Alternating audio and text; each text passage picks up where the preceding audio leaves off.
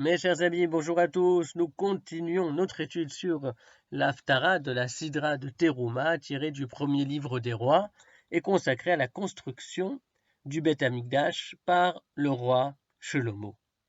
Le texte nous dit que le sanctuaire était composé de 3 parties. Vous aviez d'abord le Oulam, ou le vestibule, puis le Echal, qui contenait la table d'or sur laquelle étaient posés les 12 pains de proposition. S'y trouvait également l'autel d'or sur lequel on offrait l'encens et la menorah, le candélabre à 7 branches. Ensuite, le Kohen Gadol parvenait à l'endroit le plus sacré, celui que le texte appelle Dévir. C'est le Saint des Saints, où trône l'Arche Sainte, Aaron HaKodesh, dans laquelle se trouvent les tables de la loi et les débris des premières tables de la loi. Le terme de Oulam vestibule est très proche du mot Ilem.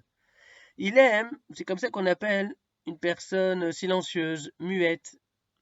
Hechal vient du verbe leachil, qui veut dire contenir. Et enfin, Devir vient de davar, la parole. Le Kohen Gadol entrait par le Oulam, traversait le Hechal, et aujourd'hui Kippour entrait dans le Devir.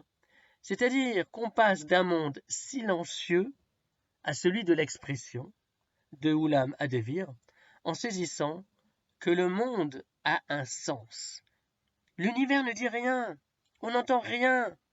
Alors on en cherche le contenu, le Echal, la signification, le sens.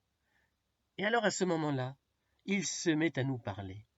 On pourrait dire que toute la vie religieuse consiste à parcourir le chemin qui sépare le silence insupportable qui semble régner dans le monde. Le chemin qui sépare ce silence donc est l'étape ultime, l'étape finale, celle où l'on pourra entendre la parole divine consolatrice. Rak Besorot Tovot, une bonne journée à vous tous.